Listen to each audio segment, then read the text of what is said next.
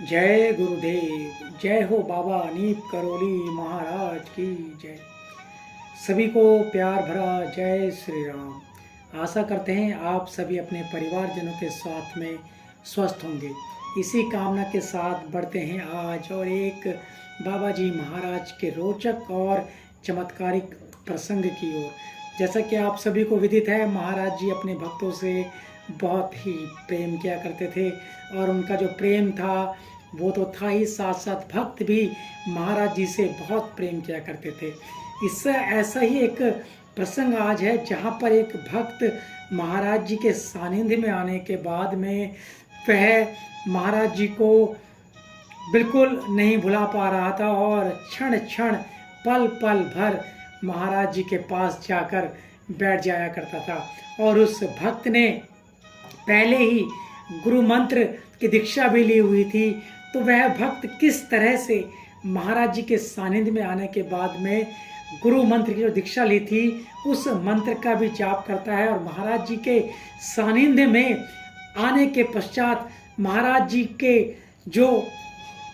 जी ने उस भक्त को जो भी आशीर्वाद दिए थे वह महाराज जी किस तरह से देते हैं, अभी भी यह प्रसंग के बारे में हम आज चर्चा करेंगे। बात है अयोध्या के निवासी जो कि जिनका ग्राम खोचन ग्राम था, वो है श्री R.C. श्रीवास्तव जी। नैनीताल के घोड़ाखाल स्थित सैनिक स्कूल में अध्यापक थे। नैनीताल में सैनिक स्कूल है जो कि घोड़ाखाल में, वहाँ पर वे अध्यापक थे। उन्हें सर्वप्रथम बाबा का दर्शन मार्च 1956 में कैंची में हुआ था।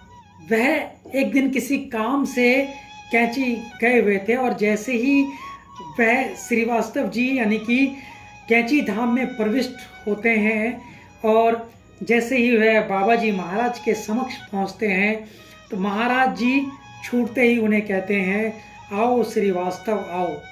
यह तो कहते ही हैं, साथ साथ वहाँ पर जितने भी भक्तगण उपस्थित होते हैं उन सब की उपस्थिति में वह बोलते हैं, यह व्यक्ति अयोध्या का रहने वाला है और इसका पिता जलकल विभाग में काम करता है।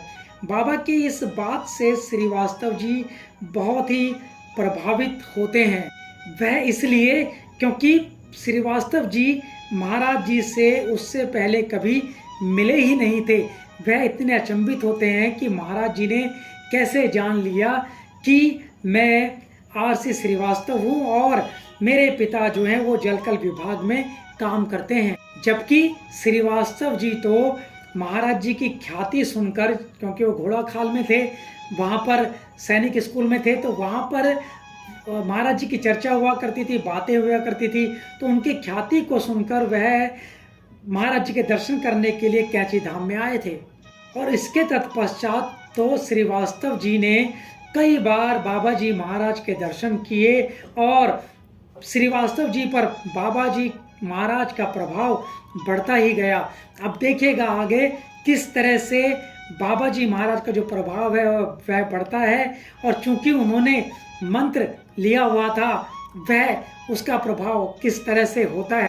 चूंकि श्रीवास्तव जी ने अपने गुरु से नानक शाही मंत्र ले रखा था जिसका जाप वह नित्य किया करते थे। एक बार जब वह बाबा जी महाराज के दर्शन के लिए आए तो दर्शनार्थियों के पीछे बैठकर मंत्र जाप करते रहे। बाबा ने उन्हें देखा और उन्हें बुलाया और श्रीवास्तव जी को बाबा जी महाराज ने प्रसाद दिया। प्रसाद लेकर वे अपनी जगह पर बैठ जाते थे और मंत्र जाप शुरू कर देते थे। इस तरह से बाबा जी महाराज उन्हें फिर बुलाते और फिर वही प्रक्रिया वह दोहराते और मंत्र जाप शुरू कर देते थे। जब इतना सब कुछ हुआ तो श्रीवास्तव जी ने बाबा जी महाराज से कहा कि आप सब फल मुझे ही दे रहे हैं। इस पर बाबा जी महाराज ने मुस्कुराते हुए धीरे से कहा, तू मेरी परीक्षा जो ले रहा है, अच्छा अब जा। तो आप समझ पाए होंगे इस प्रसंग को सुनकर कि किस तरह से बाबा जी महाराज के सानिध्य में आने के पश्चात भी श्रीवास्तव जी मंत्र का जाप कर रहे थे। उसका जो कारण था वह यह था कि श्रीवास्तव जी महाराज जी के सानिध्य को छोड़ नहीं पा रहे थे और अपने ऊपर उनके प्रभाव को कम करना चाह रहे थे ताकि उनकी गुरुनिष्ठा बनी रहे, क्योंकि श्रीवास्तव जी ने पहले ही नानक शाही मंत्र लिया हुआ था, वह उसका भी जाप कर रहे थे और बाबा जी महाराज के सानिध्य में तो वह इतने आ गए थे कि जो बाबा जी महाराज का जो सानिध्य था, उसका प्रभाव था, वह कम हो ही नहीं पा रहा था। तो इस तरह बाबा जी महाराज के सानिध्य में आने के बाद में जो भी भक्त होते हैं उनका स्वतः ही कल्याण होना शुरू हो जाता है और वह एक अच्छे अपने लक्ष्य की ओर, जो भी उनका लक्ष्य होता है, उसको वह प्राप्त करते रहते हैं। आशा करते हैं आपको आज का यह प्रसंग, जो कि रोचक और प्रॉपर शिक्षादायक था, आपको अत्यंत ही पसंद आया होगा। इसी कामना के साथ जय गुरुदेव, जय हो बाबा नीप करोली महाराज, जय उत्तराखंड। और आप सभी का बहुत बहुत धन्यवाद धन्यवाद धन्यवाद।